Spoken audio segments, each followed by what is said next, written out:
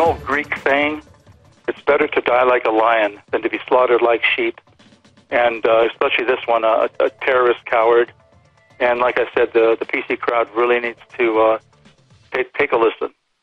Emmanuel Scarlatos on this program earlier tonight. In case you're just joining us, it bears repeating. He's the dad of Alex Scarlatos, one of the 3 young Americans who stopped a terror attack on a Paris-bound train.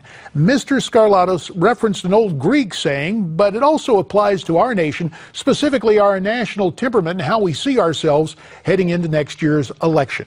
Joining us now, a man who hopes to have his name on the ballot as the Republican presidential nominee from Newsmax, New York, the former governor of the state of New York, George Pataki. George, that old Greek saying recalled by Mr. Scarlatos, do you agree with it? I totally agree with that, and that's always been the way America's lived until this administration, and it just is awful how we have shrunk from global responsibilities, shrunk from standing up to radical Islam, not just around the world, but right here in America. And just one thing, JD, I'm still appalled by what happened in Chattanooga, where that radical Islamist killed our Marine recruiters. And this president has our Marine recruiters take off their uniforms. They should put on the uniforms, put on their guns. We should not bow down to radical Islam anywhere. And, of course, you had on-the-job training on 9/11 as you saw firsthand the devastation in New York City. If you could encapsulate what you learned from that experience that's prepared you to become Commander-in-Chief. Americans are courageous people in the face of terror, and when we come together, we can do anything. The important lesson, though, is that radical Islam poses a threat to our safety everywhere in America. We can't just pretend that because ISIS is in the middle of Iraq or Syria, they don't pose a threat here. They do. And that's why there's no question, JD, in my mind, we have got to destroy ISIS on the ground over there, destroy their training camps, their recruiting centers. This person on the train in France had been to Syria, where he had been radicalized. There are hundreds, if not thousands, of Americans right here who have been radicalized. We cannot sit back and wait another attack. We have got to destroy ISIS over there. George, let's turn to another subject of great concern today, and that is the economy. Really a wild ride on Wall Street, and that market volatility could continue here at home and internationally. What do you think is causing it? And as president, what would you do about it?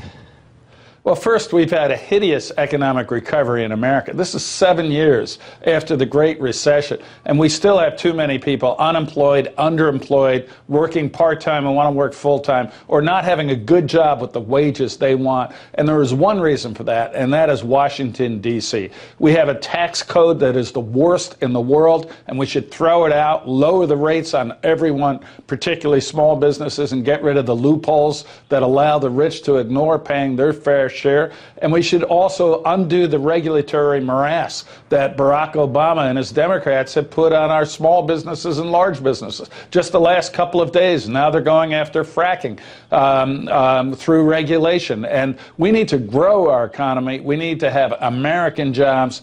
We can do that. We're still America. We have a great workforce, entrepreneurs. It's government that's the problem. We change Washington, we will grow our economy. George, about 2 minutes remain, and I want to talk to you. I've heard you on the stump, and you talk about the bipartisan approach you used as governor of New York. Are you concerned that conservatives may actually want a more confrontational approach in a presidential candidate? You know, JD, we have that confrontation right now. Republicans control the House and the Senate. We haven't even been able to send repeal of Obamacare to Obama for him to veto because you need 60 votes in the Senate. I would get those additional Democratic votes to repeal Obamacare, sit down and work with them, as I did passing a very conservative agenda in New York State with a 2-to-1 Democratic assembly. You know the last Republican president who worked closely with Democrats? It was Ronald Reagan. He had a Democratic House with Tip O'Neill as a speaker, and yet he passed a conservative agenda. We haven't done that since, even when we've had Republican presidents in Congress. I will get that done. About a minute remains, George, and let's be candid, the poll numbers are not exactly where you want them, I'm sure. So what do you think has to happen for your campaign to catch on with the voters? You know, I think I just have to keep working hard, and I think what's going to happen, JD, is you have the crisis on Wall Street with the fluctuations. You have doubts about the economy. You have ISIS growing stronger. I think people are going to look and say, who can actually run this government? Who is a conservative who has the experience and the vision to bring people together to solve problems? It's easy to spew out a soundbite. It's easy to express anger. It's harder to govern successfully. I did it in a deep blue state with the most conservative policies of any of the other 49 states for 12 years. And I think people will take a look and say, it's time for serious leadership. It's time for grown-up government, not sound bites. George Pataki is that leader.